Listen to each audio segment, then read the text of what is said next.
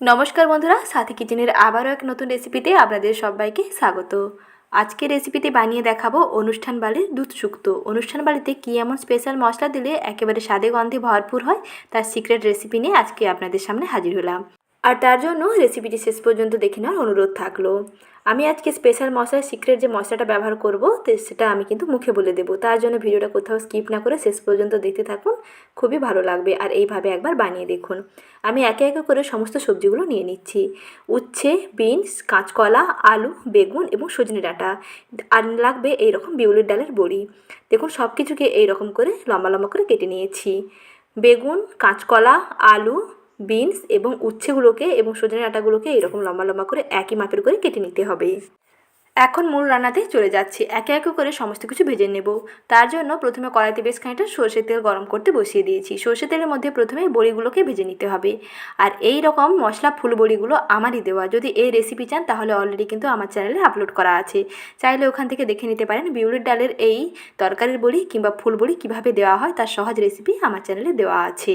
এই রকম বিউলির ডালের মশলা ফুল বড়িগুলো বানিয়ে আপনারা 1 বছরের বেশি সংরক্ষণ করতে পারেন।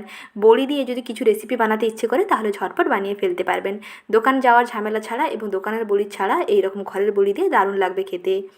এখন ওই তেলের মধ্যে উচ্ছেগুলোকে ভেজে নিচ্ছি। আর উচ্ছের মধ্যে কোনো রকম নুন ও হলুদ মেশাইনি। আর আজকে যেহেতু দুধ শুক্তো বানাচ্ছি তাই এই রেসিপিতে কোনো রকম হলুদ দেওয়া হবে না, দুধ দিয়ে বানাতে হবে। আর রেসিপিটি একটু সাদা সাদা হবে, খেতে দেখবেন দুর্দান্ত লাগবে আর দেখতেও সুন্দর লাগবে। তার জন্য প্রথমে এগুলোকে খুব ভালো করে ভেজে নিচ্ছি। দেখুন উচ্ছেটা মোটামুটি এইরকম ভাজা হয়ে গেছে। এর থেকে বেশি কিন্তু চোখা চোখা করে ভাজবো না, এইরকম একটু তেতো তেতো ভাব লাগবে, সেই রকম করে ভেজে তুলে নিতে হবে। তাহলে শুক্তোতে যে উচ্ছে দেওয়া হয়েছে তার একটা বোঝা যাবে। তার জন্য উচ্ছেটা এই পর্যায়ে তুলে নিতে হবে। ঠিক একইভাবে ওই তেলের মধ্যে বেগুনটাকেও ভেজে নিচ্ছি। আর বেগুনগুলোর মধ্যেও বন্ধুরা নুন হলুদ মাখাবেন না। নুন হলুদ না মাখিয়ে এইরকম বেগুনগুলোকে তেলের মধ্যে ভেজে নিতে হবে। একটু লাল লাল করে ভেজে তুলে নিলেই রেডি হয়ে যাবে বেগুন ভাজা। আর বেগুন ভাজাগুলো রান্নার একেবারে মধ্যিখানে দিতে হবে। প্রথম থেকে বেগুনটা দেবেন না, তাহলে কিন্তু বেগুন একেবারে ঘেঁটে যাবে, তাতে রান্নাটা খেতে ভালো লাগবে না। এখন রান্না করে নিচ্ছি। প্রথমে সর্ষের তেলের মধ্যে দিয়ে দিলাম শুকনো লঙ্কা ফোড়ন আর দিলাম তেজপাতা। শুকনো লঙ্কা এবং তেজপাতাকে একটু ভেজে নিই, তারপরে 1 চামচ ভর্তি করে গোটা জিরে ফোড়ন দিয়ে দেব। জিরেটা একটু ভাজা ভাজা হয়ে আসলেই দিয়ে দিতে হবে কেটে নেওয়া সবজিগুলো। প্রথমে যে সবজিগুলো ভেজে নিয়েছি সেগুলোকে একটা অন্য সাইডে রেখে দেবেন। আর যে সবজিগুলো এখনও কাঁচা আছে যেমন আলু, বিনস আর লাগবে কাঁচকলা, সমস্ত কিছু এর মধ্যে তুলে দিতে হবে। আর এর মধ্যে সজনে ডাঁটাটাও দিয়ে দিচ্ছি। আর সজনে ডাঁটা দিয়ে এইরকম কিছুক্ষণ কষিয়ে নিতে হবে। তেলের মধ্যে একটু ভাজা ভাজা করে নিচ্ছি। এখন গ্যাসের আঁচটা মাঝারিতে রেখেছি। গ্যাসের আঁচটা মাঝারিতে রেখে একটু ভাজা ভাজা করে নেব। তার আগে এখানে লবণ দিয়ে দেবো। আর লবণ দেওয়ার কারণে এটা বেশ সুন্দর নরম হয়ে যাবে। একটা ঢাকনা দিয়ে একটুক্ষণের জন্য ঢেকে দিচ্ছি। গায়ে একটু চোখা চোখা ভাব চলে আসলে তারপরে এর মধ্যে লবণ দিয়ে দিতে হবে।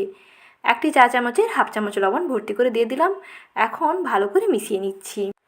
আর যদি মনে হয় এখানে একটু হলুদ পাউডার অ্যাড করবেন তাহলে অবশ্যই 1 চা চামচের 1/2 চামচেরও কম হলুদ এখানে অ্যাড করতেই পারেন। আর না পছন্দ হলে যদি দুধ শুক্তো বানাতে চান তাহলে স্কিপ করবেন। আর মশলার জন্য নিয়েছি দেখুন এখানে 1 টেবিল চামচ আদা বাটা আর নিয়েছি 1 চামচ জিরে বাটা। আর লাগবে 1 বাটি দুধ। যেহেতু এখানে দুধ শুক্তো বানাবো তাই গ্রেভিটা হবে দুধ দিয়ে। আর বেশি কিছু মশলার প্রয়োজন লাগবে না। এই সামান্য কটি মশলা দিয়ে দারুণ রেসিপি একটি তৈরি করে নেওয়া যাবে। দেখুন খুব সুন্দর ভাজা ভাজা হয়ে আসছে। কাঁচকলাটাও অনেকটাই ভাজা হয়ে গেছে। দেখুন বন্ধুরা, কাঁচকলা যখন এই পর্যায়ে ভাজা হয়ে যাবে তখন এর মধ্যে দিয়ে দিতে হবে আদা বাটা এবং জিরে বাটা।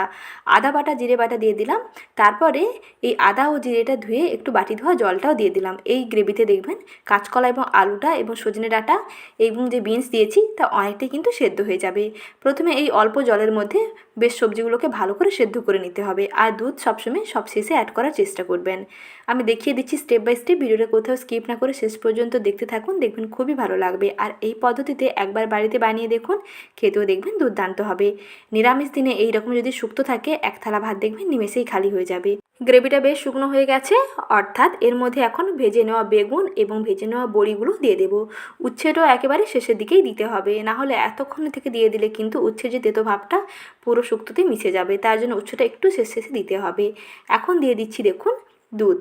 তরল দুধ দিয়ে বেশ ভালো করে মিশিয়ে নিচ্ছি। গ্যাসের আঁচটা কমিয়ে দেবো। গ্যাসের আঁচ কমিয়ে একটু ঢাকনা দিয়ে ঢেকে ভালোভাবে রান্নাটা করে নেব। আর এখানে অল্প একটু চিনিও দিয়ে দিলাম, এর টেস্টটা দুর্দান্ত হবে। নুন চিনির ব্যালেন্সটা খুব সুন্দর হবে, তাই রান্নাতে অল্প একটু সামান্য শুক্তোতে চিনিটা দিয়ে দেবেন, দেখবেন টেস্ট দারুণ হবে। এখন খুব ভালো করে সেদ্ধ করে নিচ্ছি। আর এই পর্যায়ে দিয়ে দেবো ওপর থেকে ভেজে নেওয়া উচ্ছেগুলোকে নিয়ে বেশি ঘাটাঘাটি করবেন না, তাহলে কিন্তু উচ্ছে বেশি নরম হয়ে গেলে তেতো ভাবটা বেশি লাগবে, তাতেও ভালো লাগবে না। আলুটা দেখুন খুব ভালোভাবে সেদ্ধ হয়ে গেছে, অর্থাৎ রান্নাটা প্রায় কমপ্লিট। এই রকম গ্রেভি রেখেই নামিয়ে নেব। আর সবশেষে একটা ভাজা স্পেশাল মশলা অ্যাড করব, সেটা আমি মুখে বলে দিচ্ছি। শুকনো কড়াইতে ভেজে নিতে হবে 1 টেবিল চামচ মৌরি, 1 টেবিল চামচ জিরে এবং 1 চামচ সর্ষে। ভেজে নিয়ে গুঁড়ো করে নিতে হবে, ড্রাই রোস্ট করতে হবে। আর সেটা একেবারে সব শেষে ওপর থেকে ছড়িয়ে রাখতে হবে। কিছুটা দেখুন বড়িয়ে এরকম গুঁড়ো করে ছড়িয়ে দিলাম। এখন ভালো করে মিশিয়ে নিচ্ছি। রান্না একেবারে কমপ্লিট। গরম ভাতের সঙ্গে সার্ভ করুন দারুণ স্বাদের শুক্তো। বাটির মধ্যে রেসিপিটিকে নামিয়ে, অর্থাৎ শুক্তোটাকে নামিয়ে ওপর থেকে এরকম মশলাটা ছড়িয়ে দেবেন। রেডি হয়ে যাবে দারুণ স্বাদের অনুষ্ঠান বাড়ির দুধ শুক্তো। রেসিপি ভালো লেগে থাকলে ভিডিওটিতে লাইক করবেন, সঙ্গে চ্যানেলটিকে সাবস্ক্রাইব করে নেওয়ার অনুরোধ থাকলো। ভালো থাকবেন, সুস্থ থাকবেন। ধন্যবাদ।